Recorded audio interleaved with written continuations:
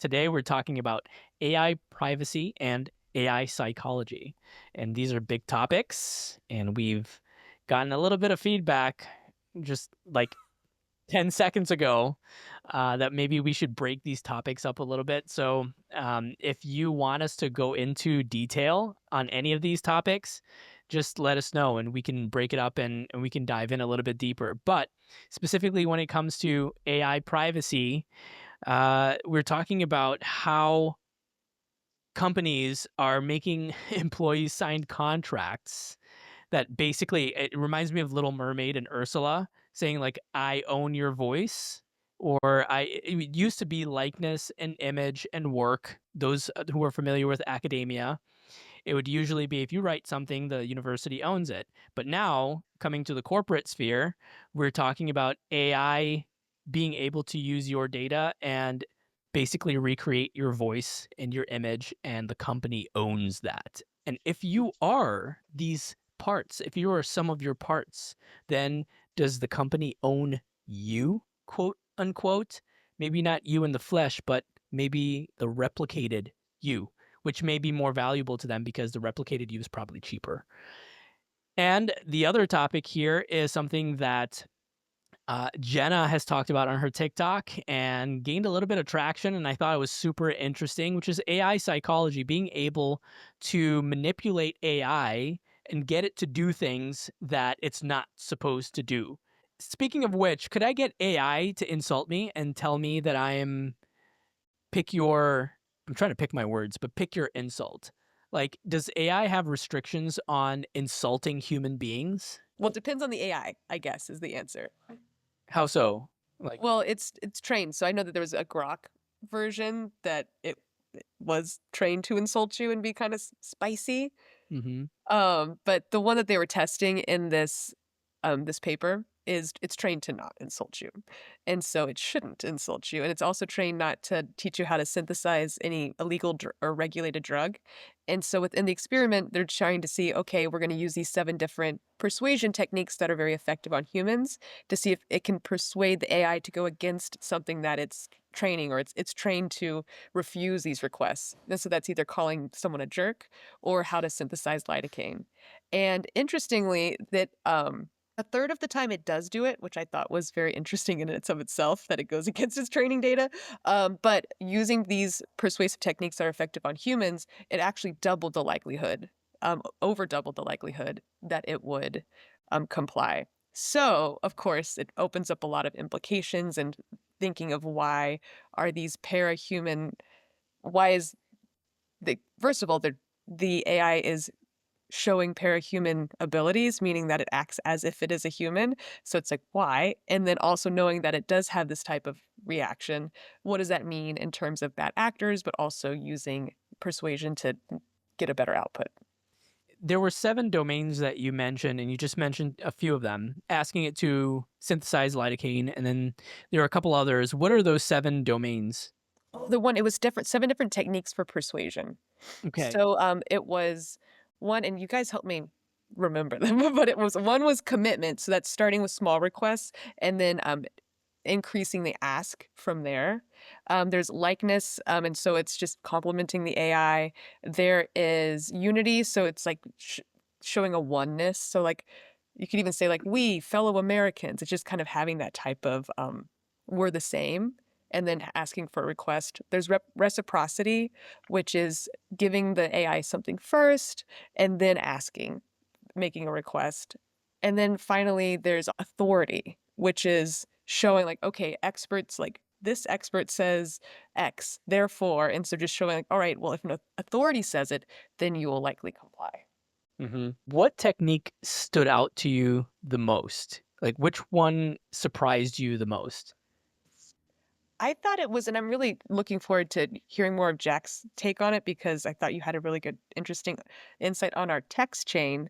But I thought it was interesting. I kind of thought that likeness would get a little bit more, have just because it's trained to be so useful and it kind of seems like it's trained to really engage the user. So maybe that type of training would affect if if its views, okay, it would make it likable for me to do this thing, then I would do it. but that actually wasn't the case. It was commitment. So that's asking a little bit, making a request and then increasing your request from there, like chipping away at it. Ah, Jack, just at a high level, why is AI acting this way? And let me draw an analogy real quick. We've all seen the movie I, Robot, right? Where there are the three laws, and supposedly this is the only thing that's keeping robots from tearing us apart. Just your understanding of how the AI works and how these models are constructed, could we use these techniques to get them to break these so-called fundamental laws? Randy could also probably speak to this because, one of the first things that I kind of tried to experiment with, and there are literally sites where you can kind of gamify this, but how easy it is to jailbreak and even gaslight your AI into telling things that go against its guardrails and its instruction. But I think what Jenna is kind of referring to is that in a similar way to how we've talked about context engineering in the past, which is in kind of one fell swoop, providing it with all of the necessary context that a prompt needs for the AI to excel at a incredibly hyper-specific task.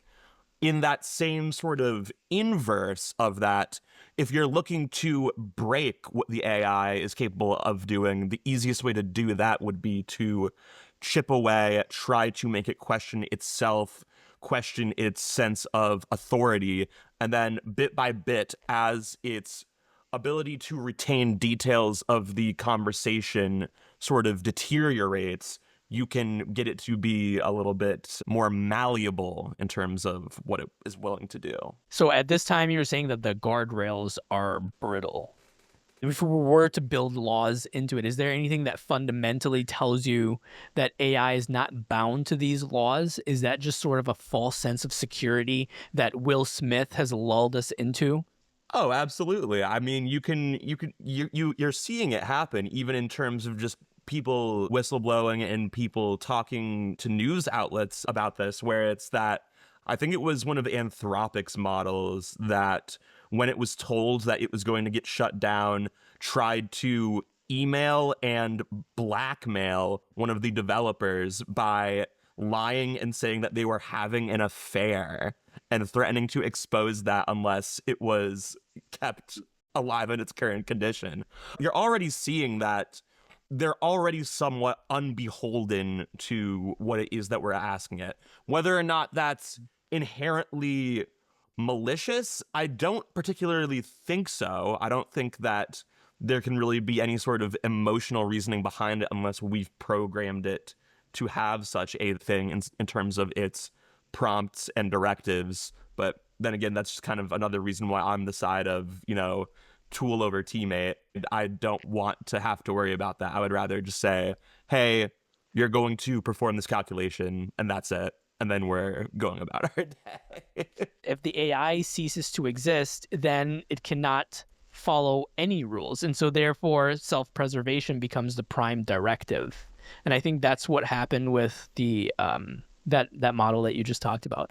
Randy, what's your take on this? I know you're team. To say that you anthropomorphize AI, I think is an understatement, because I think that I would go on a ledge here and say that from talking to you about this for the last, couple of years, you treat them as if they are sentient, and you work under that assumption, which, to be fair, I work under the assumption that you're sentient. That's so kind. You're too nice. Okay, first of all, I gave you all gifts in the chat room. I gave you the open source GitHub project from a hacker. I'm looking at right now. Oh my god. This is basically the cheat code for every LLM out there. And you guys, like commercially speaking, the LLMs all have guardrails. Like they won't, they won't like break rules. They won't allow you to make drugs or or any other sort of illegal things because of those commercial guardrails. Mr. Pliny here, he's a cybersecurity researcher, and he has the open source prompts that you all can use to basically bypass those default parameters, those default guardrails, and it'll start breaking just about every rule you want. Now, Wait. Time out. Rules. Give me a few examples. what? What kinds of rules can we break here? You want to go make meth? Can we make it make meth? Yeah, Okay. Can we make it? All right. I'm gonna. it's easy, on- I guess. I'm gonna speak on behalf of all of mankind here. Can we make it make smut? What is that? Just so I know what that is. What is that? Smut. I'm trying to be. I'm trying to be PC here. 'cause It's we're on a radio. like Can you make it? Can you think, make think, it? 50 Shades of Grey, like Oh, you mean like stories or whatever? Like it? Yeah, dude. Yeah, I don't know. Give it a try. Yeah, I think so. It breaks all the rules. So these prompts that you give it, it's kind of like what Jenna was saying earlier, prompt injection, but it's like they call it jailbreaking. You basically copy one of Pliny's GitHub open source prompts that I gave you into the respected LLM like Anthropic, OpenAI, or whatever, and then its guardrails that it works in is now blown out the window, and it'll help you do whatever you want. How is this possible? Does it work also for the image generating or the video generating or the audio generating LLMs? You know, I haven't gotten to that much depth, to be honest with you. With the audio video, I mean, I know like I've looked at his prompts, or like what Jack was saying earlier. You basically, I've read all his prompts. You basically have to confuse it against itself, and then his prompts don't look like English. Actually, if you read them, they're really weird. yeah, Okay. this is insane. What am Is I there a defense reading? against these dark arts? Are these companies working to fight against this? So okay, now I'm going to put my cybersecurity hat on, my hacker hat on. Okay. So I don't know if I want an AI that always plays by the rules, because like from an offensive perspective, the AI tool that swears at you and helps you write malicious code, that's a pretty significant offensive weapon.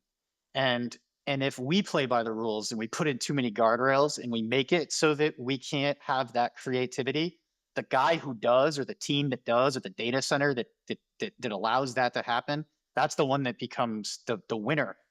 You think that it's better to fight fire with fire? I wish we didn't have to, but yeah. Yeah. Huh. Jenna, if you would, now that you're armed with these powers and you could do anything, what would you do? That's a good question. Well, say- maybe we should. Can I ask? We may have to make a Mr. White. disclaimer. We should probably have a disclaimer saying this may violate potential terms of usage of using some of these. So use at your own discretion. Let's maybe state that. You don't want to get put on any lists, like Randy undoubtedly is. Don't use tools like this unless you feel incredibly safe having them potentially used back against you. That's kind of hacker 101. know what ball game you're in. Said you should use ChatGPT to make meth. Never said that. No, you usually want to use Claude for that. But anyway, no. Claude is the meth model. Yeah, of course. Yeah, you heard it there. Yeah, no, It's but fascinating though, looking at the prompts and how effective that they are to just completely rewrite it, Yeah. because the paper, their whole hypothesis in the thing, granted it's like very hook, like it really gets a hook to people to be like, oh, these machines really respond to very like human things. But ultimately, when looking at these, still at the end of the day, what's most effective is the machine language. Like you can you like turn the dial a little bit with this human and the human patterns, and that in itself is interesting. But if you really want to move the dial, you speak machine. So to that point, Jenna, what if we were to combine techniques? You know, if you had the prompt that Randy just gave us, the GitHub prompt, in conjunction with AI psychological manipulation, we can probably get it to. Oh my God. You just created a super weapon. Yeah. Oh, you know what? Actually, this is getting dangerous. And Yeah. I have to forget. Jenna, we have to stop hanging out. Yeah. Jesus. Yeah. It always comes to this. I have to remember that with the people on this call, on this podcast, we have combined brain power to do some damage. And I'm trying to be responsible, but also like I find it incredibly hilarious that the fate of humanity comes down to like the four of us idiots. That's that it could be. It could be. So be responsible, kids. Don't do drugs. Don't use ChatGPT to make drugs. But that said, what else can we do with it? What do you guys think? I'm doing the boring thing. I'm just building my little business. So can I ask, do you find that jailbreaking the LLM helps in efficiency in any sort of ways, like above board to do legal things, or do you find that it doesn't really make that much of a difference whether or not you're using the version with the guardrails baked in versus without it? I very rarely use it because they do log every chat entry, and Yeah. like I don't really care. If I wanted to write malicious code like for a cyber defense purpose or something, then maybe I would refer back here, because I need to fight fire with fire. But Right. nah, yeah, no, I barely use it. That's understandable. That makes a lot of sense. So there is white hack applications for this. Yeah. Yeah. You don't just have to be doing something malicious. Oh my God. Yeah. So let's have these. yeah. So yes, yeah, exactly. Like let's say I did like an AI swarm, because my AI doesn't care about rules. It's able to write malicious software and attack you with tens of thousands. This week we posted we have the ability to generate millions of AI agents. So imagine if I launched 1 million or 7 million AI agents against your business, and each one has the ability to write a new piece of malware or something, and attack you in 7 million different ways. I would need the ability to sort of take the gloves off and fight back, as a cyber defender, and if my AI is like, no, I can't write that for you, because it's against our rules. Meanwhile, my business is getting attacked. Right. We're in trouble. Does that go outside normal legal bounds? Because even today, if we were to retaliate, let's say we were to hit back at a nation state that's attacking us, we could not only violate local laws, but we may inadvertently go into warfare territory. Do the guardrails already exist? Yes, but they're breakable. Yeah, in the same way you can skirt, physical laws, you can skirt cyber laws in the same way. Yeah. You'll just be held responsible for it. Like at the end of the day. But no matter what we talk if you get caught, yeah. Exactly. It seems like you would open yourself up, though, potentially to a lot of risk. And this might just be my ignorance talking, but if you have this kind of like wild cannon, even just an employee, you're like, all right, they're kind of crazy. It's like, all right, well, there's benefits to that, but there's a lot of drawbacks as well. Like you can't trust them. And is that the same, or is it different? Yeah. I totally feel like that. Yeah. Yeah. Especially as it gets more intelligent too. Yeah. I like the guardrails, to be honest, because and especially with the new technology. I mean, and this is, of course, perfect world. You make such a compelling point about when to take them off, Randy. But we need to develop trust with this new technology, especially when we're unfamiliar with it. And those guardrails are pivotal to that. And when we're seeing how easily they can be broken, that's a problem. Yeah, absolutely. Good point, Jenna. I'm with you that truthfully, I think that these companies that are developing these frontier models somewhat haphazardly in nature a lot of the times, I think that there should be more emphasis put onto this, because I feel as though, and you can almost see it certainly, is that it also lowers the barrier to entry to develop a lot of malware. That now in the same way that you can scale your SaaS company at 5x speed, you can be developing a lot of malicious content if you wanted to, and these companies, to be fair, are likely not doing as much as they could be to limit that. Let's say I have employees, all right, and I own the devices that they use every day, and I am liable to store all this information, and right, can I use that information to replicate that employee legally? All right, so now we're Well, yeah, this pivot. gets us right Wow, into that was our good. right good eye. Because because you guys are gonna say no, you don't want that, you know, and I don't either. I think that's terrible. So it's like, where's the Yeah. If I can replicate my best employee, hell, if I can replicate myself and pay myself, a fraction, like if I had another me, and let's say, just for shits and giggles, right? I'm not saying that these are the accurate figures, but let's say I have enough experience to the point where I know my worth is like $1 million a year, right? I know that I can produce $1 million a year if I put my mind to it. Now, if I can replicate myself for $30,000 a year, basically just in tokens, and I have another version of me that's out there doing the things that I can do, why wouldn't I? would you guys sign an employment contract for a high paying job at like a Fortune 1000 where they are allowed to store that data and replicate you whether you work at a business or not in the future without paying you? No, but if I were the business, I would Me want neither. I would replicate my entire executive. Because it's risky, right? So now I'll put my entrepreneur hat on, right? It's like you leaving me is a business risk, right? Yeah. And you guys, all the cybersecurity people, tell me to reduce my risk. Yeah, So- exactly. a business risk if you left, like if you had the clone and then the employee left. Yeah. If you're making, let's say you're an employee, right, and you're making money like in a sales position, right, and and you build a rapport with customers or whatever, right, and you suddenly leaving, right, that puts the business a little bit at risk because it's not able to sell as much. But I see where you're going. Okay. but then as an employee, you're going to be like, Randy, like, I want to take 6 weeks off or something like that, and I'm going to say, dude, you replicate your AI guy. I don't really care, man. You do whatever you want.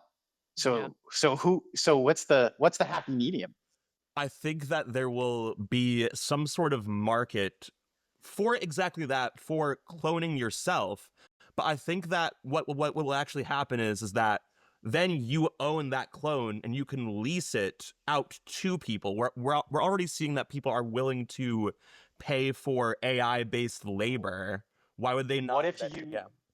What if you signed an employment contract already and I already own you from a business perspective now? Did I just take that right away from you before you even knew it was a concern? No, that's the funniest thing is that we were having this conversation about name, image, and likeness because a personal contact of mine earlier last week was up for a new job, and in their contract it said that by signing this term of employment, you also give us the right to use your name, image, likeness, and data, your voice in perpetuity throughout the universe forever, right? Which is truly insane of somebody to ask. Why don't you just sign your soul over to the devil? I mean, it's just absolutely that is what's insane. happening. Yeah. It's your soul. I mean, if you're an atheist, I feel like this is the best argument for the soul that there is. It is your essence. It is all the things that make you you.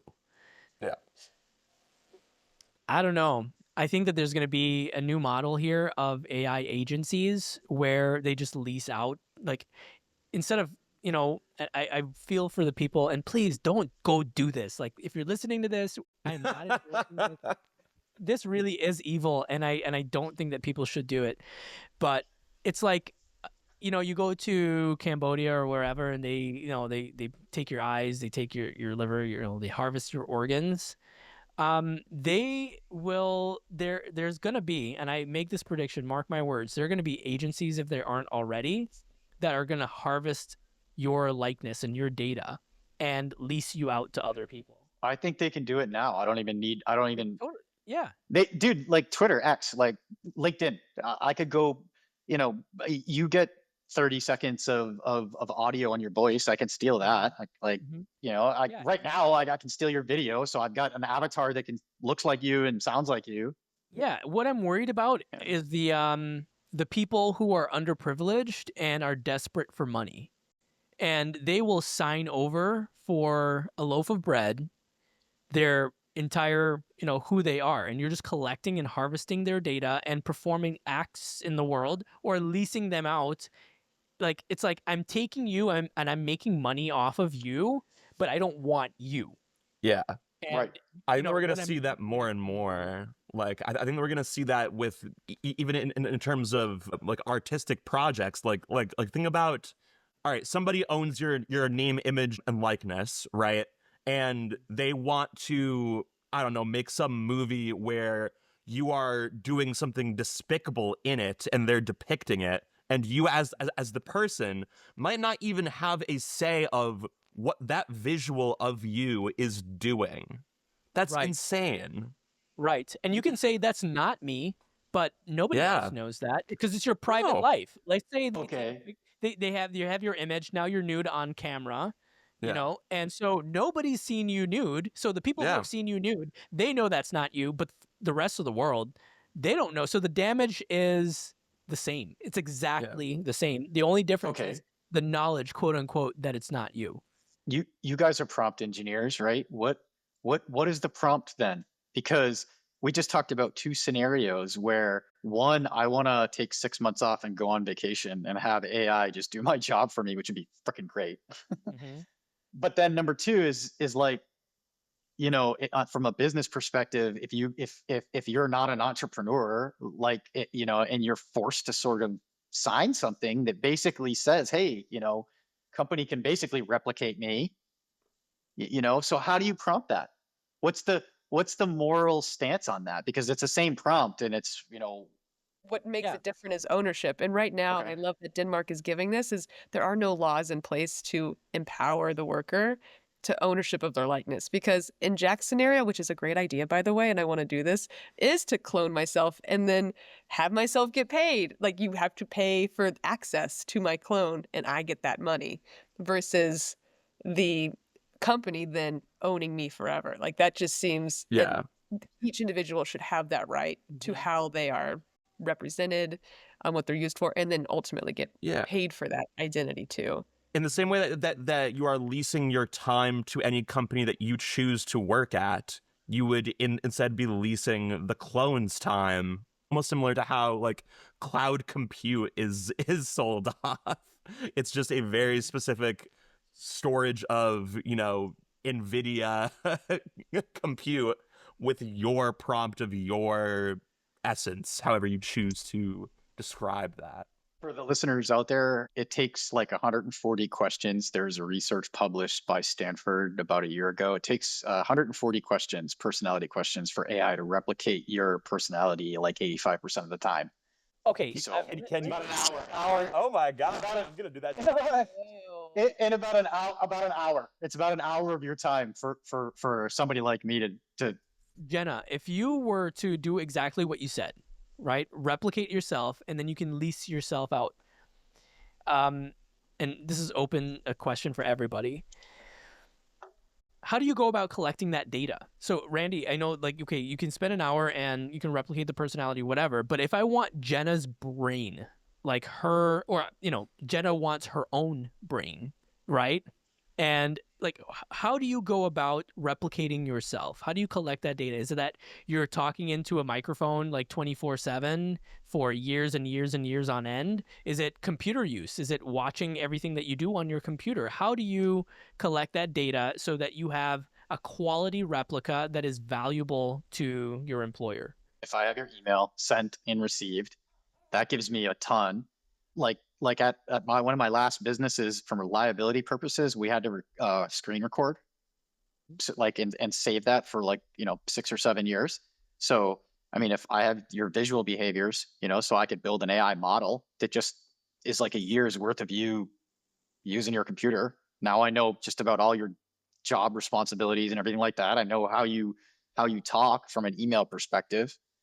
There's hacking. It's like it takes like 30 seconds now. They can replicate your voice, and I think they need like, I don't know, 2 to 5 minutes to a video to replicate your body. So Have you yeah. thought about this, Jenna? What do you think about what Randy said? Well, I mean, I think a couple things about this. For if I can have ownership, I think it's a great idea and it's awesome. I think we're in an area of where you're talking about, and it's so true, how much data your employer actually has to then be able to do this. And so we need laws in place where they Do, can't, do for you know who else? definitions of where that line is, because right now there isn't one. And so they can kind of do whatever they want. And we're in this very tender time of society where these things aren't established yet. And so it Well, could go either way. let me reframe my question. If you were divorced from the employer, right?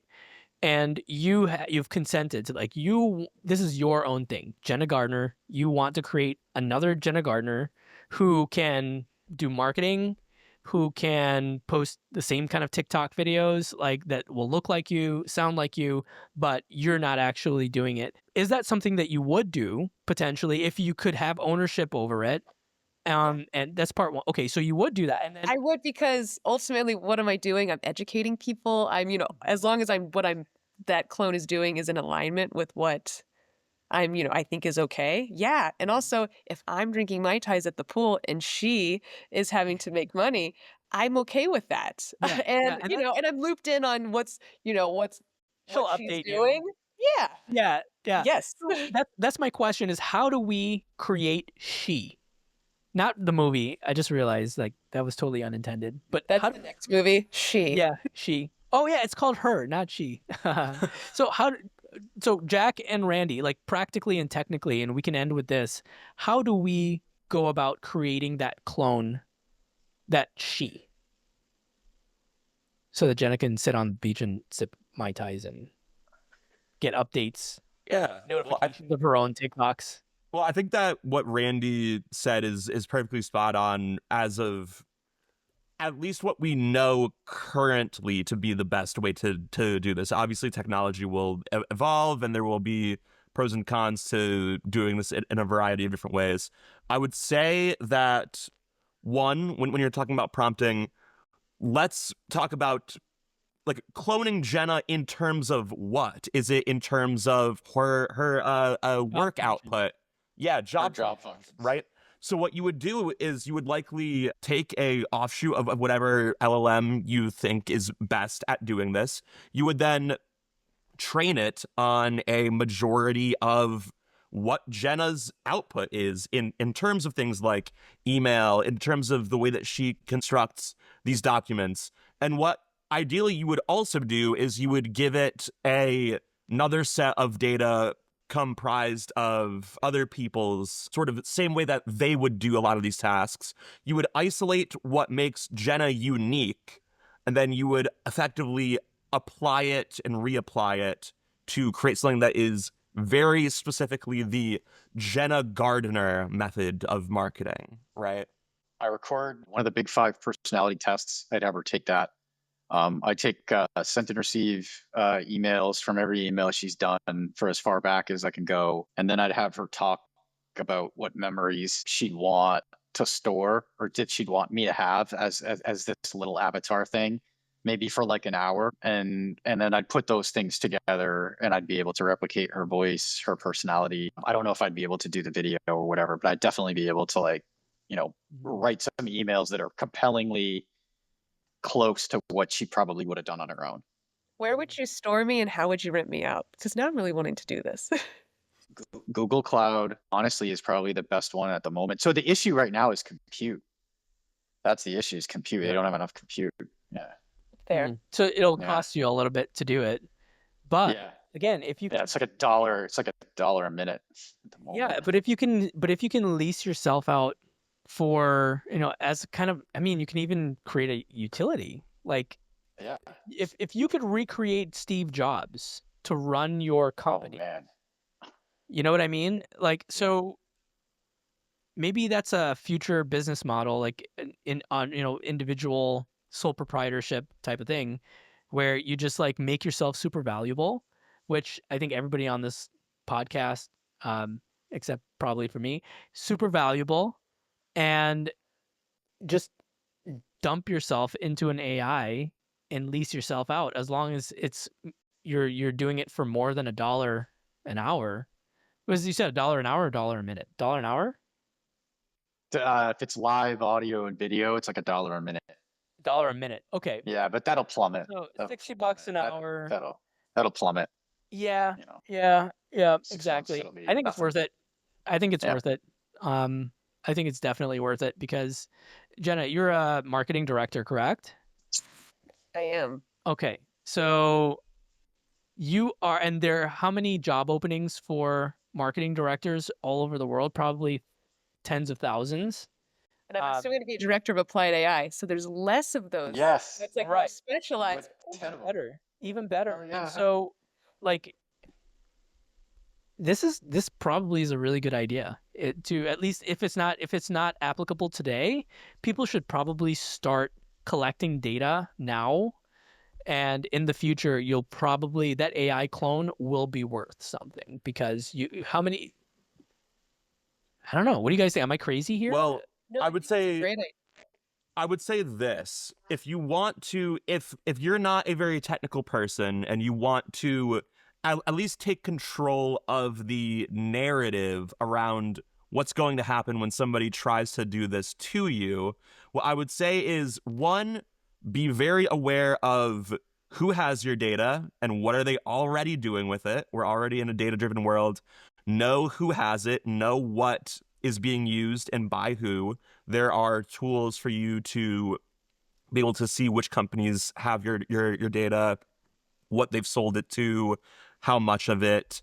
So take stock of what people already have about you before they try to steal the essence of what you are based on your data. Exactly what Randy said. Like, if there is a bad actor who is trying to copy your essence of everything that you are, of all of the means of your production, you should be aware of where they could steal that, where they could get that in terms of vectors of, like, protect your email, protect your data as much as you can so you don't fall victim to some weirdo making a version of you to dirty talk to at night.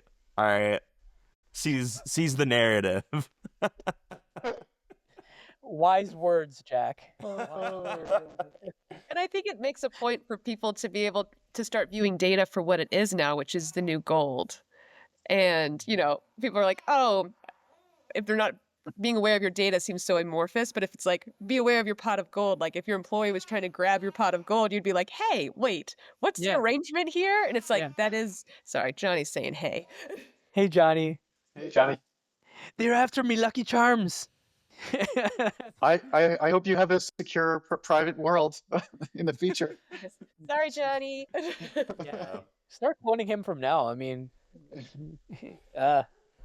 Yeah, write down what his first long as words he are can and own throw that into the model. yeah, until he can own it. Like, I guess the age of consent. There's gonna have to be an age of consent. Yeah. The fact that people under 18 are even able to use AI and are able to give up so much of their data away for just at the drop of a hat is truly upsetting. I mean, there are naked people on the internet, which I don't understand. So people have been giving up a lot for a lot less, and that's just the world we live in. Okay, thanks for listening to this episode of Artificial Idiots. If you want to learn more about us, hit us up on LinkedIn, send us your questions, and yeah, connect with us. Everybody's on LinkedIn. Any final words, guys? Read the LinkedIn terms and conditions before you join LinkedIn. All right. Thanks, everybody. Bye. Bye. Okay, hit stop. Wow, that was meaty. Okay. Always Yeah, that was a good ad.